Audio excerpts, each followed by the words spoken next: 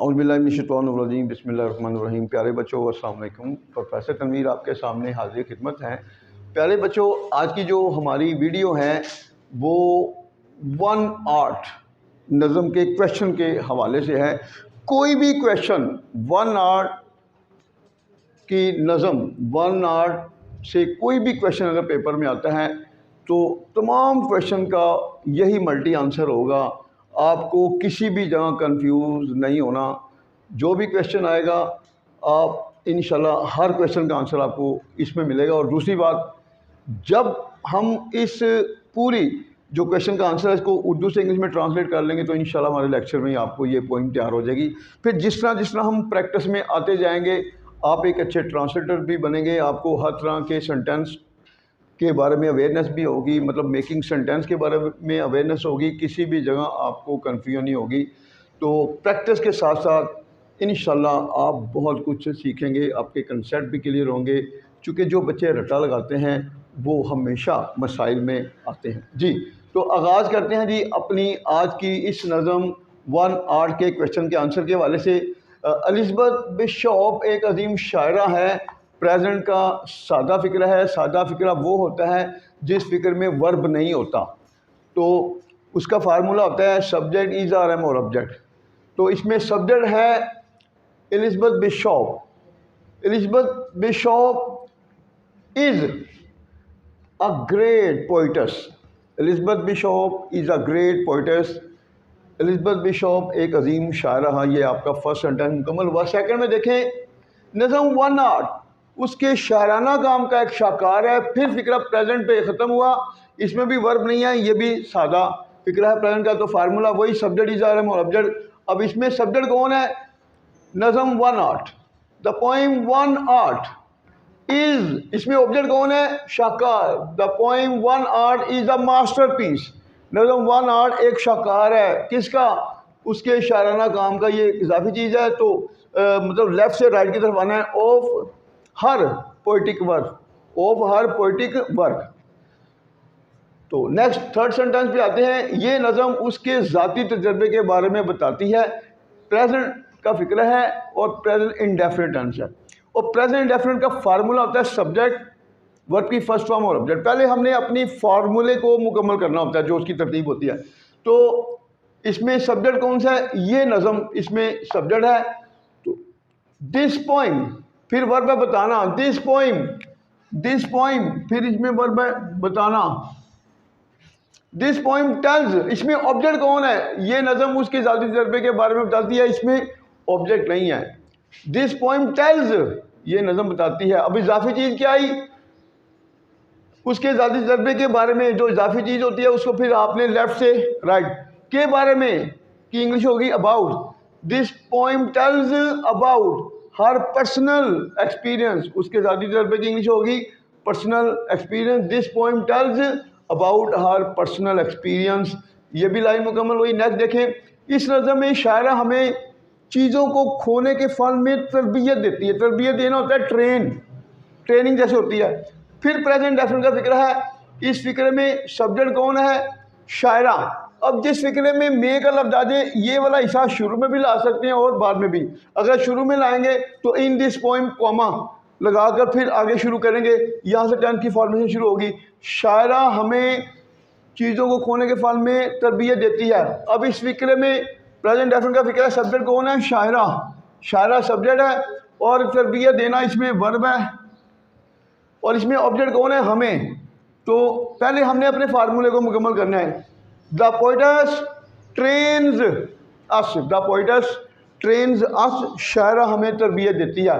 अब इजाफी चीज़ क्या है? अच्छा, ट्रेन के साथ हमेशा आएगी प्रोपोजिशन इन। ट्रेन अस इन किस में? फन में। In the art, in the art, किसके फन में? चीज़ों को खोने के। इन द आर्ट के साथ आएगी प्रपोजिशन ऑफ। और प्रपोजिशन के बाद जब भी नेक्स्ट वर्ब आएगा उस वर्ब के साथ आईएनजी का इजाफा होगा हमेशा।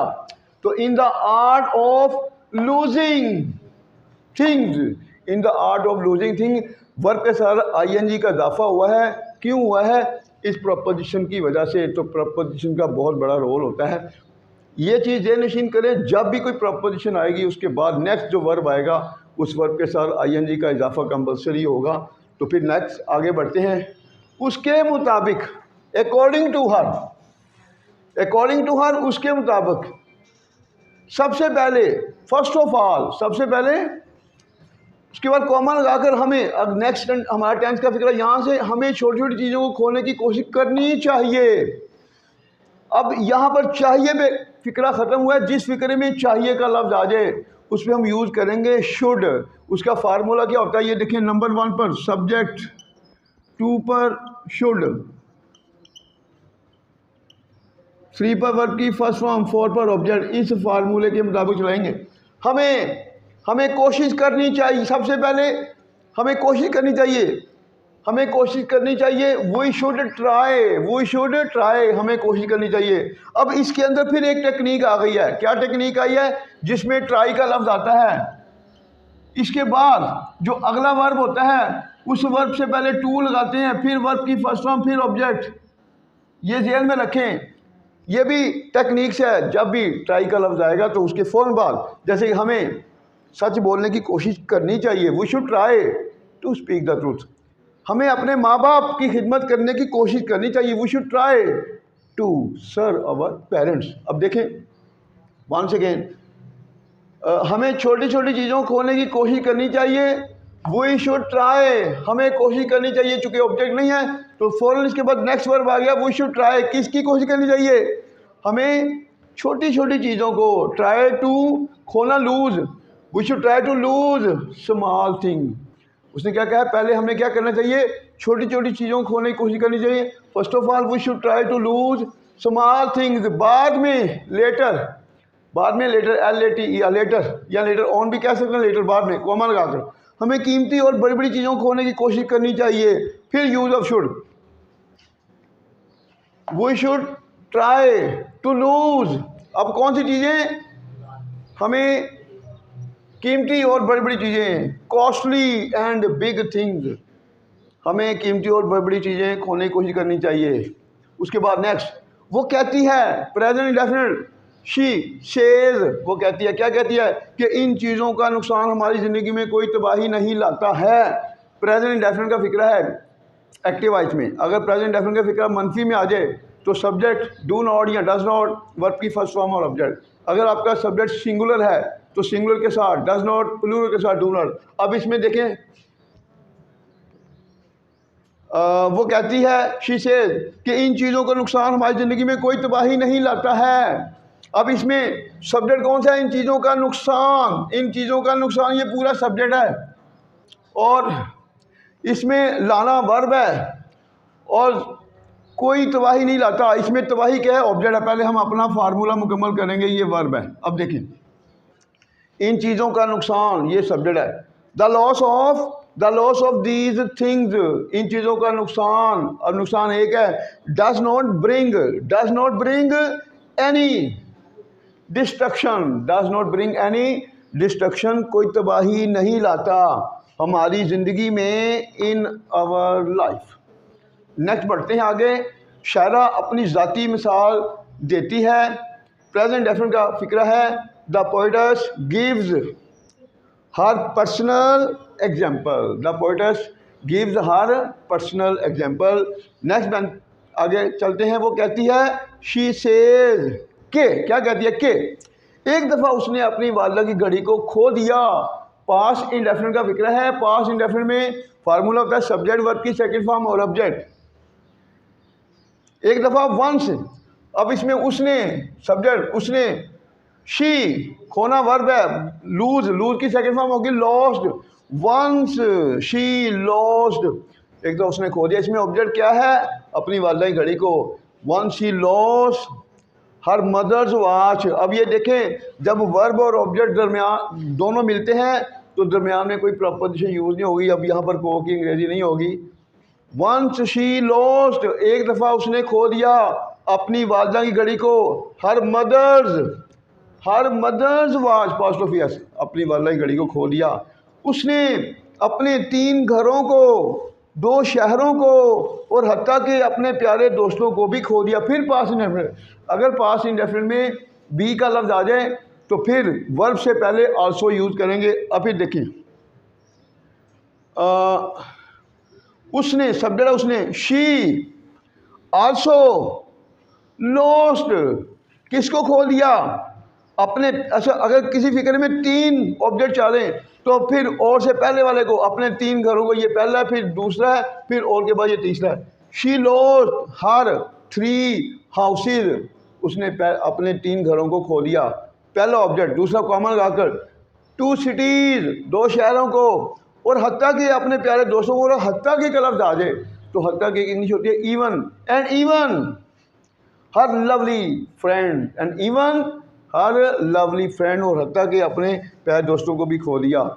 लेकिन इन तमाम चीज़ों का नुकसान उसकी ज़िंदगी में कोई तबाही ना लाया, उसकी ज़िंदगी में कोई तबाही ना लाया, उसकी ज़िंदगी में कोई तबाही ना लाया। पास इंडेफिनिट का मनफी सब्जेक्ट, डिड नॉट वर्ब की फर्स्ट फॉर्म और ऑब्जेक्ट, लेकिन चीज़ों का नुकसान ये सब्जेक्ट है। But the loss of all these thing, इन तमाम चीज़ों का, the loss of all these things, इन तमाम चीज़ों का नुकसान, डिड नॉट ब्रिंग, कोई तबाही ना लाया, did not bring any destruction, कोई तबाही ना लाया उसकी ज़िंदगी में। इन हर लाइफ, उसने हिम्मत के साथ इन तमाम नुकसानात का सामना किया। पास्ट इंडेफिनिट का फिक्रा है। अब सब्जेक्ट वर्ब की सेकंड फॉर्म और ऑब्जेक्ट, इसमें सब्जेक्ट क्या है? उसने, ये, और उसमें सामना करना फेस वर्ब है, और इन तमाम नुकसानात का ये ऑब्जेक्ट है। अपने फार्मूले की जो फॉर्मेशन होती है उसको पहले मुकम्मल करते हैं। शी फेस्ड, उसने सामना किया इन तमाम नुकसानात का। ऑल दीज लॉसेज, अब ये देखें ना, यहाँ पर अक्सर स्टूडेंट कंफ्यूज होते हैं लूज और लॉस में। ये वर्ब है, ये नाउन है, अब लॉसेज आएगा तो फिर ई एस का इजाफा होगा। She faced all these losses, उसने इन तमाम नुकसानात का सामना किया हिम्मत के साथ, इजाफी चीज़ हिम्मत के साथ, विद करेज।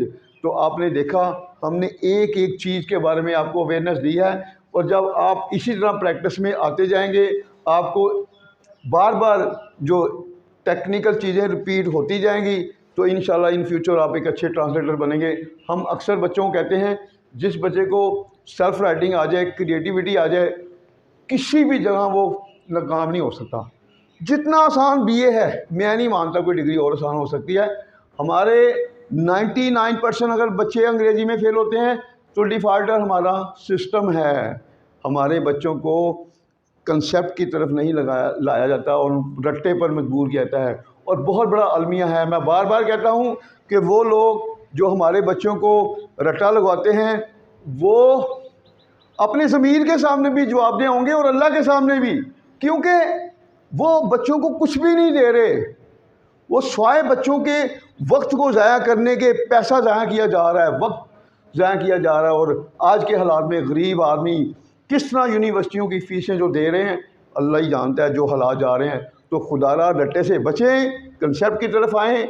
और आखिरी बात, आप लोगों से एक इल्तिजा है कि आप लोग जो हैं हमारी आवाज़ को अपनी आवाज़ समझ के उठाएं कि हमारे जो लोअर क्लास के और मिडिल क्लास के बच्चे हैं, उनसे मास्टर की डिग्री का हक़ छीना जा रहा है, उनकी आला तलीम पर डाका डाला गया है। लेकिन अफसोस कि हमारी इंतज़ामिया, हमारे बड़े चैनल अभी तक कोई भी इसके ख़िलाफ़ नहीं बोल रहे। उनके ज़मीर लगता है मुर्दा हो गए हैं। और कौमें वही तरक्की करती हैं जो तालीम को कभी पीछे नहीं डालती। तो खुदारा अल्लाह से दुआ है इन लोगों को हिदायत दे कि इस मुल्क को बड़ी मेहनत से हासिल किया गया है, और इसमें तालीम को अगर पीछे डाला गया तो ये मुल्क हमारे बहुत पीछे चला जाएगा। तो खुदारा जहाँ जहाँ मेरी आवाज़ पहुँचे, मेरी आवाज़ आगे पहुँचाओ। आज अगर मेरी आवाज़ आगे नहीं पहुँचाएंगे तो अल्लाह के सामने आप भी जवाबदेह होंगे, चूँकि हमारे बच्चों का मुस्तकबिल इसमें ही है, तालीम में। किसी भी सूरत में उनसे तालीम का हक़ नहीं छीना जाना चाहिए, ख़ास तौर पर आला तालीम का। तो इंशाल्लाह नेक्स्ट वीडियो में मुलाकात होगी। अल्लाह हाफ़िज़।